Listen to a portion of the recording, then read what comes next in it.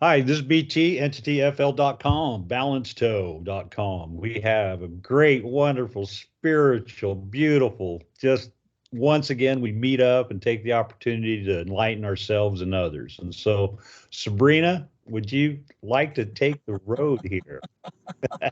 Well, that was quite an introduction. Thank you so much. It's an honor to be here and to share your audience, and hopefully any messages that come through in our conversations together can enrich others. Yeah, that's great. One of the things we wanted to talk about today was dealing with how we can help our people, okay, as well as humanity. And so when we focus on the term our people, we're talking about the natives, the American Indian, the people of the continent, so to speak, the Aborigines. All those terminologies are utilized in not just in our country, but in others.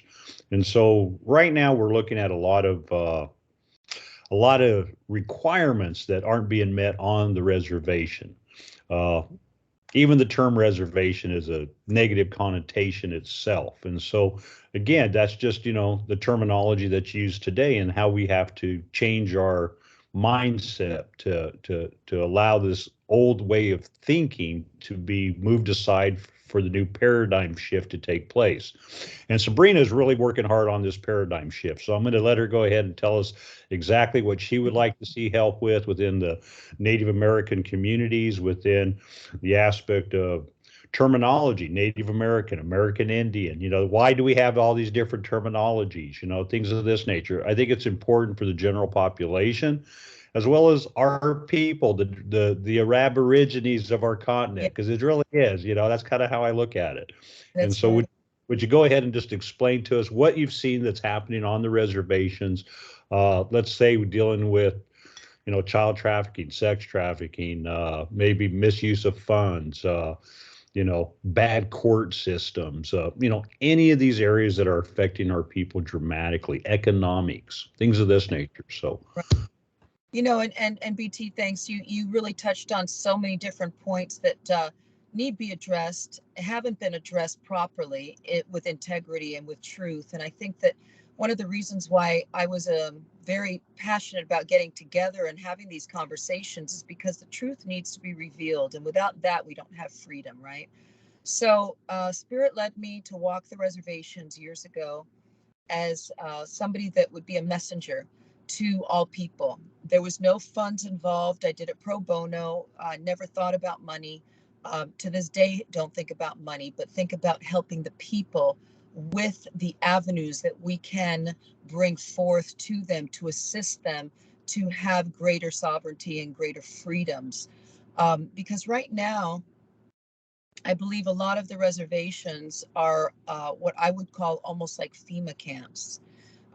They're called reservations where some of the land is just so barren. There's really nothing there. And I'm not talking about all the reservations. There's over 550 plus tribes. So no, there's some of them that are rich lands, but some of them aren't. So those are the ones that I was led to go to, the poorest nations. Some of the poorest nations. There's so many of them, and what I found that the people don't have vehicles. They don't have cars to get around. So one of the things that I wanted to start generating more awareness to is how do we get the people to drive so that they're not walking for miles on roads that have snow and wind. And I mean, some of these temperatures get to be so blistering hot and or freezing cold, and yet they're walking to get food. And the food that they're getting is a bodega. For some of us that don't know what a bodega is, it's like a 7-Eleven on the res. And you have a lot of canned foods, you have a lot of soda, you have a lot of chips. And so diabetes is very high amongst a lot of native people. So one of the plights that I have is to assist through some of the blessings that have come to me through different doctors and different different natural ways to assist the people on a cellular level. So what does that mean? You can help the people on a cellular level lower their blood sugars, but if you don't help the intake of food. You know, what we put on the tip of that tongue determines who we are. What you are is what you eat. Eat the food as medicine, or you will be eating the medicine as food, right? And that is so powerful because I believe that the land is very rich on a lot of these reservations, even the barren land, even though we might not be able to grow easily on there, but it's rich in shale and oil and things like this. And I feel that after walking the reservation, we need to really awaken not only the First Nations people, but we need to awaken America as to what's going on in our country. You know, we're giving money to all these foreign entities and we're fighting to the tunes of billions of dollars, all these foreign countries to assist them. When in our own country, we have people that are dying of drug overdose, more so now than ever, of incest on the reservations, which creates mental disease, which creates suicides. Of course, the food, we spoke about that. The food needs to be changed.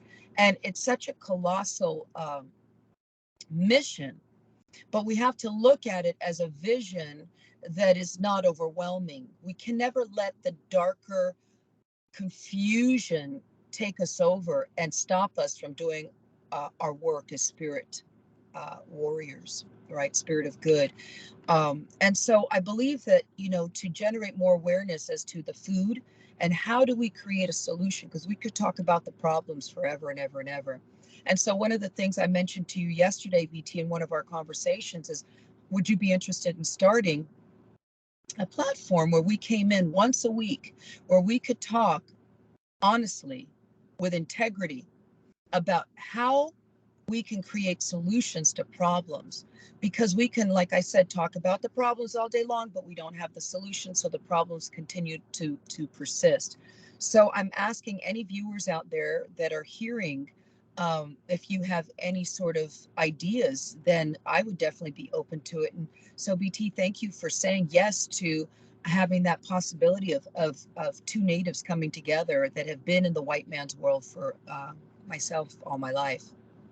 But Yeah, you know, I, coming together and wanting to have these conversations, I think is really important.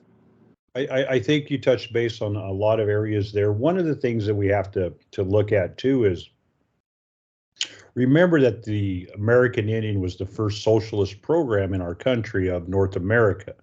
And when you look at it from a socialist standpoint, look at it from the standpoint of being placed on a particular piece of land, no matter what quality the land is, being told you cannot leave the boundaries of this area.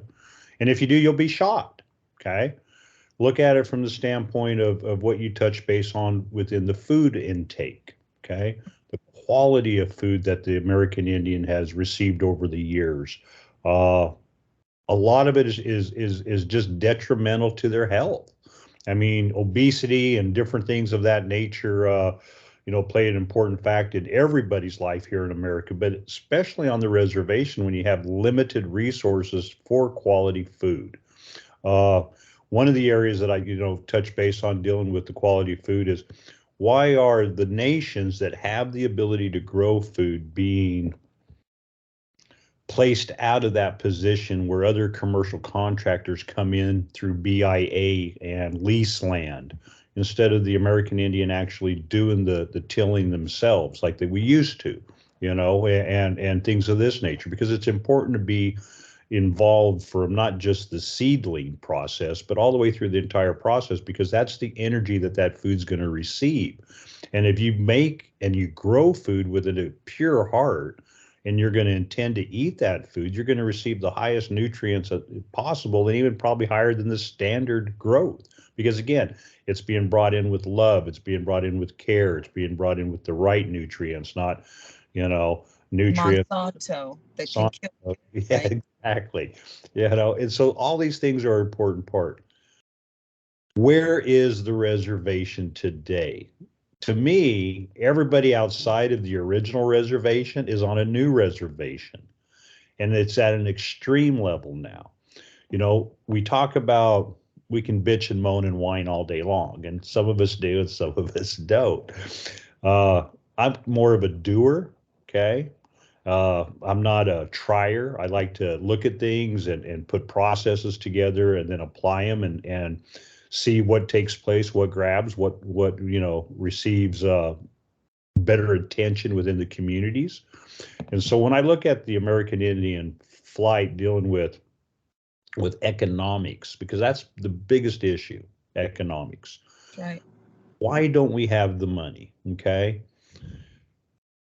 It's my understanding, and through my research, through all these books behind me and people that I work with and things of this nature, that every area of sovereignty on the reservation has some form of a trust initiated within that reservation. And so each individual, okay, each member, okay, my tribe, we're not a member of anymore because we left, okay, my family left in the 20s. They did, as soon as it was legal, they said, hey, we're going to move on. We can't handle this structure of government. Some people stayed.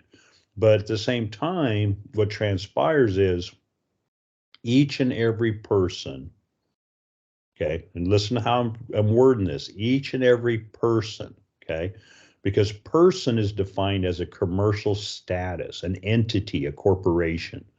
So a person, okay, through your name on the reservation, when you look at your cards, okay, I don't know, do you have a card with you, Sabrina? No, I don't. I don't have a card. And actually, just for your, you had mentioned about legal tribes and not recognized tribes. Let's say that alone is a manipulation, because when you look at the background of the natives, the native people were migratory. Many of them, I think the Hopi and very few other tribes were the ones that actually settled in one area. All others were put on what you're calling these what we're calling FEMA camps. And so the card, please go ahead and continue with what you're saying about the card. But I thought that was a little important footnote in there. Yes, it's very important. The card itself, when you look at your identification card, okay, and I've seen this on different reservations, okay, as far as different tribal communities. Sometimes your name will be first name, middle name, and lowercase, upper lowercase, like you would normally write it. And then your last name will be in all capital letters. And that's how it is on most of the reservations. Now, some reservations have it where it's all capital letters, okay? Or they'll just have your first name in capital letters, or maybe it's your middle name. I mean, there's no standard around all the reservations. Well, when you see that, what that means is that reservation also has a trust on you.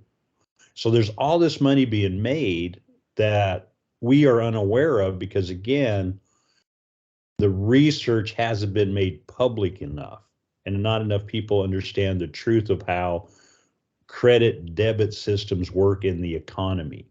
And so if the American Indian could tap into their trust, one trust alone, okay, would probably, I would say, let's say if you're 60 years of age and older, okay, you probably have at least close to $1 billion, if not more, in your trust.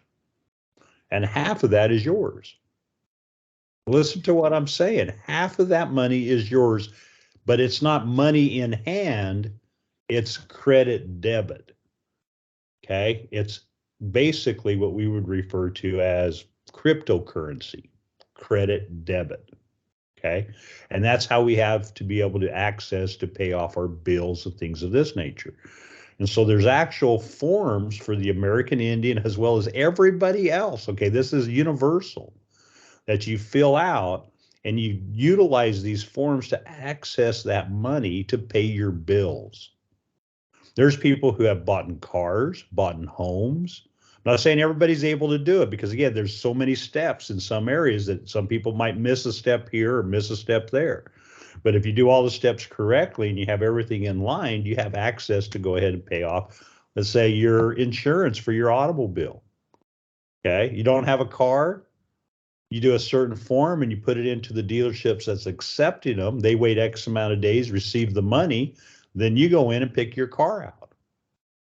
So there are alternative ways to access this funds that we've been complaining about all the time. Okay.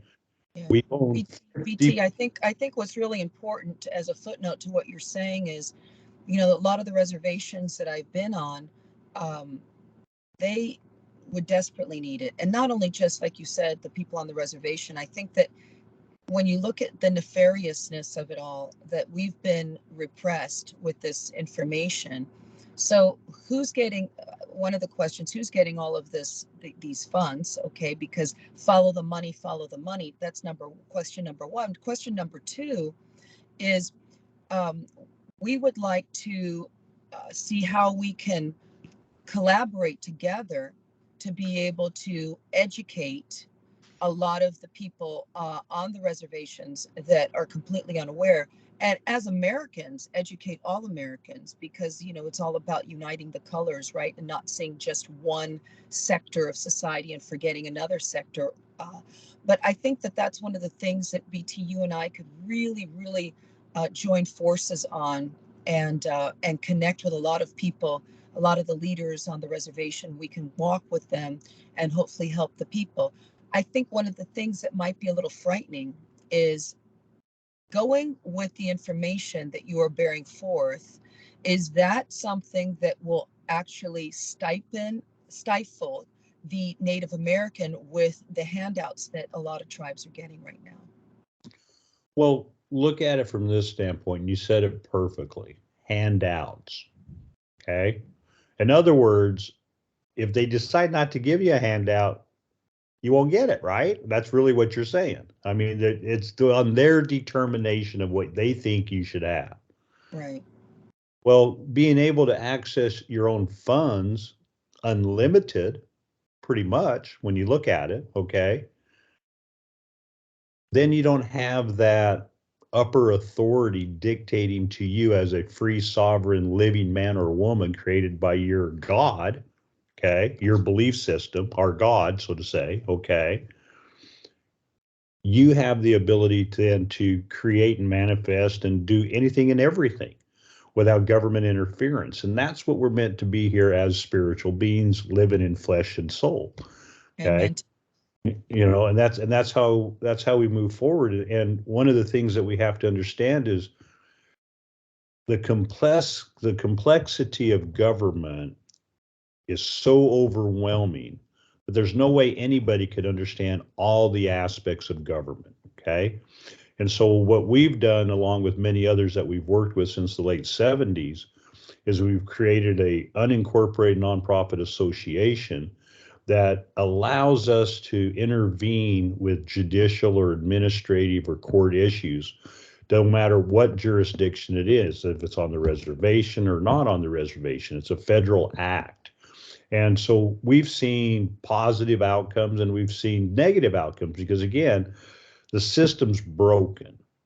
And until we can take care of the economic situation on the reservations, it's going to maintain that integrity of being broken. I mean, I can remember, the first time I went through a reservation that was just like unbelievable, just trashy. I mean, I couldn't even imagine people living there. Okay. That's And I mean, and this is in a lot of reservations. After I went through that one, I had to do some research because I was like, oh my God, how could this? Is it even possible, right? Like it's really mind-boggling in the United States, and the fact that nobody really even knows about it is even more mind-boggling. Yeah. Walking the reservations, and there's FEMA homes on the reservation, and these FEMA homes, some of them cannot handle these strong winds. So one of the people that we were helping, she's a woman, she lost her husband about a year and a half prior to. She has 3 children. She's working. Her car is breaking down. Thank God she has a car. And the men in the Pueblo had to put old tires on her roof to her FEMA home because the roof had blown off. Yeah. So these men were doing everything they could. The community is strong, helping each other. But how much can you help when there's really no resources in which to do so? So one of the things that you're speaking about is creating that opportunity for people to be able to have that freedom where even if we are getting a handout, it's really not a hand up, right? It's a handout to keep us in that fear mode of, well, I only am going to do this and have this much, so I must make sure to do everything correctly so that I'll continue to get my hand out. And what you're proposing is there's an opportunity based on how you walk forward in signing and putting together the correct paperwork to be able to release us from that bondage. Is that what I'm hearing, BT? Yeah, that's exactly what you're hearing. Again, we are enslaved. Okay. Yes. We've been enslaved since the journey to this planet. Most of our cultures have. Okay. Right. Few of us have not been enslaved, just so you know, there has been a few. Okay. The key behind everything is to broaden our mind and not stay in the four square box of the reality of the past. Again, the frequency of our earth has changed, the frequency of humanity has changed, the frequency of animals have changed. Animals are so more intelligent and interacting with man and womankind around the world that it's almost fascinating to see what's being transferred and taking place. Why at this time? I look at it from a standpoint of the animals have actually reached a higher consciousness than most of humanity of man and women. Because again, man and women have stayed down into this lower consciousness because they've exchanged security, the handouts, okay, Mm-hmm. for freedom. And that's what we're saying. It's not easy to be sovereign or to be free because it takes responsibility. And that's going to be one of the hardships that we're going to have to deal with on the reservations around the nations. Because again, there's a lot of people that, you know, have an entitlement energy. Okay. And I'm not saying that an entitlement energy is wrong. Okay. I'm just saying how it's implied or applied. Okay. There's two areas, implied and applied. Okay. Entitlement energies are I'm entitled to be free. Think about that one. Okay. Why am I entitled? Because God created me to be free. That's right. It's simple. Okay. Now, entitlement does not necessarily always mean that I should have everything that I want. Okay. Because there are some things that we have to work towards, some things we have to earn. There's some things that we have to be able to receive with love and compassion and allow our ego to accept the gift. That's right. Because that's a hard thing. Okay. Especially when you're a giver. All right. And I know, Sabrina, I'm sure you felt this 1,000 times, if not more. Okay. Yeah. It's Yes. hard to accept things sometimes because we give all the time and we give, and it doesn't matter if it's just a lunch or a cup of coffee or whatever Our the case may be. time, when you think about it, BT, our time is so priceless.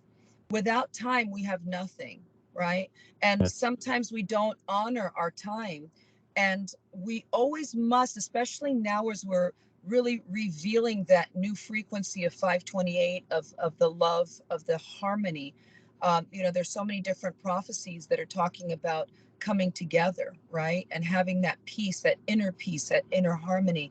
And I think that that's one of the most powerful things that our conversations can help bring forward is an understanding as to how to access that, how to create that and co-create it with each other so that there's no anger. I wrote a course that says anger no more. And the reason why I was so compelled to do it is because as I traveled around the world, I started seeing no matter what the culture, there was a lot of frustration, a lot of anger, a lot of humiliation amongst people. And, when you have that, we are all energetic beings.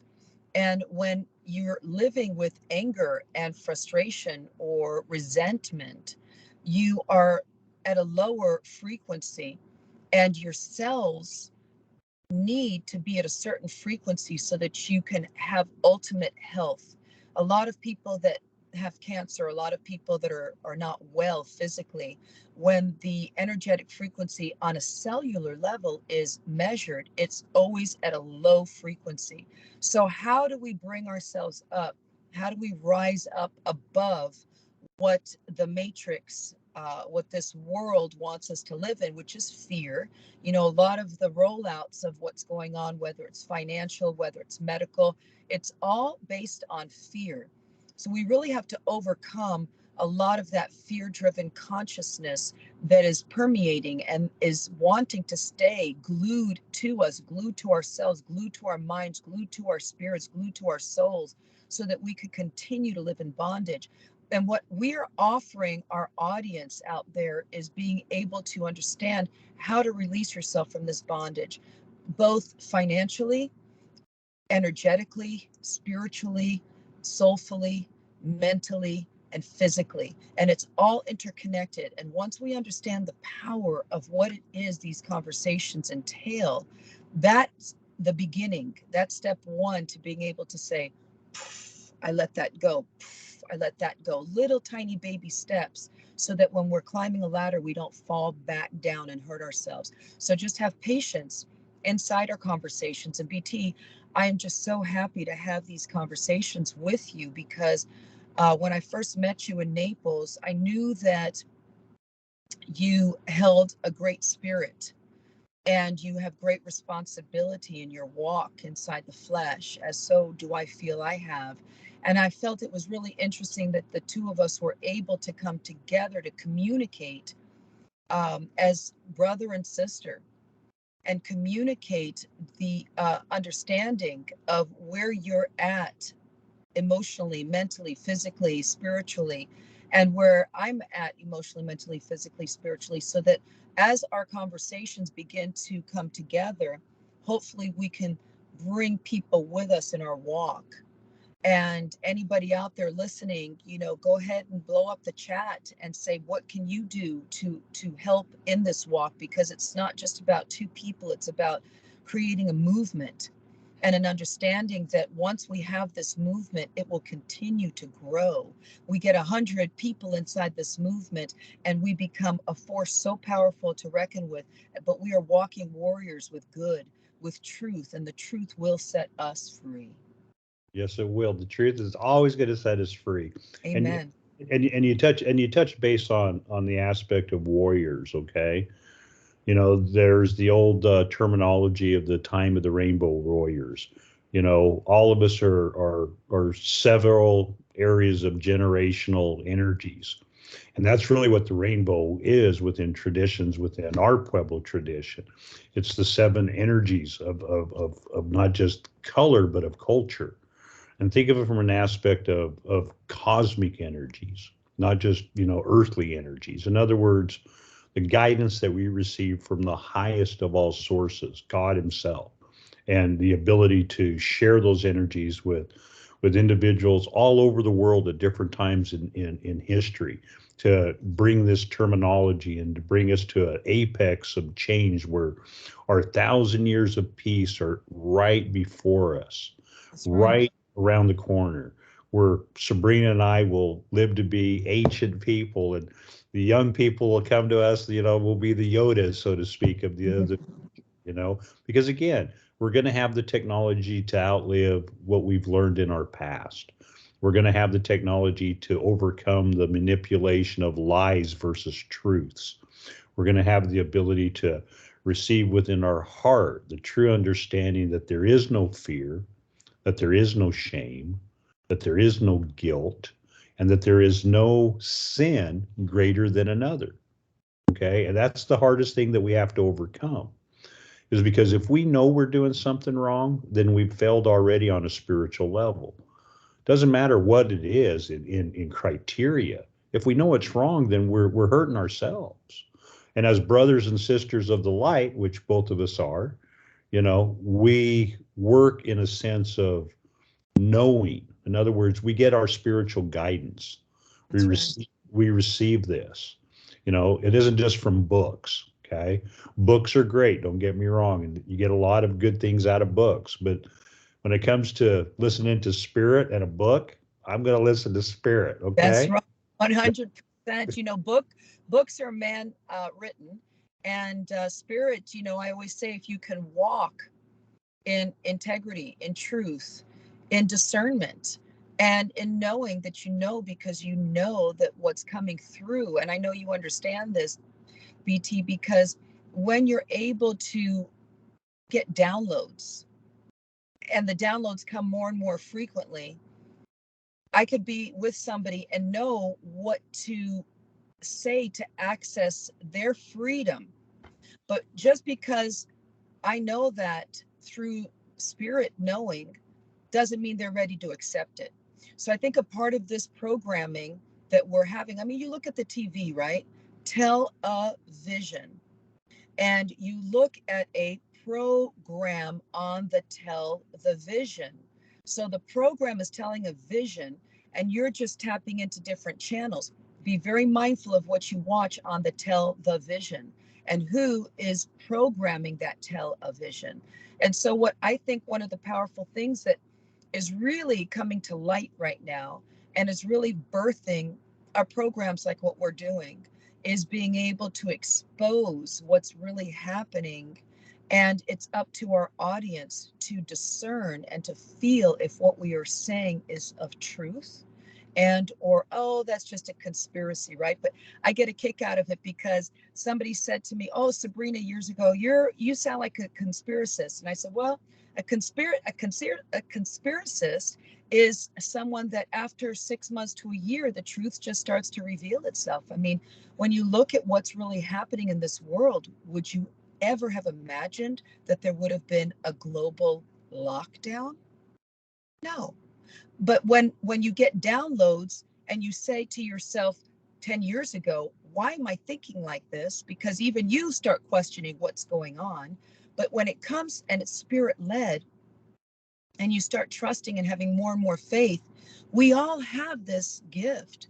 We all have this ability. It's just having conversations, BT and I, so that we can share this where it is available to all of us. And once we're able to understand it, that's part of letting go of the control and accessing our freedom inside our spirit knowing. Yeah, it's beautiful. Very well said, I tell you. I can't say anything else after that, people. I'm telling you, it is what it is, okay? I really appreciate the time and opportunity today to get together. And again, let's work on doing this every week, do a 30-minute segment, so people out there, understand what we're looking to do. And at the same time, understand that change is not change without change. And we're all going through change, okay? So be nice. Don't turn into a Karen, okay? Guide too, all right? I don't know what terminology they call male Karens, okay? I know what I would say, but hey, you know what I mean, okay? But again, just know that, there's so much energy moving that don't let it engulf you and take your shiny and your brightness and your love and your compassion and turn into something that you're not. Okay. Right. That's the important part. And let us know what you think. You got a special topic, throw it our way. We'll put it out there. Right. Uh, again, Sabrina's going to be kind of running shotgun on this, okay, as well as I, and we're looking at doing the things that people really don't want to touch base on. Okay, so we're going to be on some edgy subjects. Okay, just So letting you guys. you really won't hear in many places. And I really want to together grow this audience of all colors, BT, because this is something that you won't hear on the news. The news is owned by 6 different major corporations. And so it's part of our spiritual calling to do this. I really do feel that we need to walk in truth. And now millions and millions of people are starting to wake up, right? So I'm just honored to be a part of this. And thank you for saying yes, BT, to the spiritual calling. And I'm blessed that you are sharing your audience, and we'll just continue to grow this together. Yep, and again, like I said, we're here for you. Okay, it's not about us. I'm just telling you, it's not. We're just going to share our life experiences, things that will make your path much easier as you move forward, because again, that's how you learn, is through life experiences. Life was never meant to be just hunky-dory, people. I'm just saying, okay? We got to go through some bumps, and right now we're going through the major bump of the cosmic plan, so to speak. I mean, this is something that's been planned for centuries, beyond, even the books and ages of humanity is listed. Okay. I mean, if you ever questioned, how old our country is or how old our world is, look at the buildings of the Tartarian era. And I'll just leave it at that. Okay. But look at it and question it. Okay. I love it. It's a little giggle, little food out there for you to research. And then we'll talk about it because, again, it's important to know, you That's know. right. That's right. All Thank right. you. Thanks again. And we'll go ahead and we'll cut this off. Have a good day.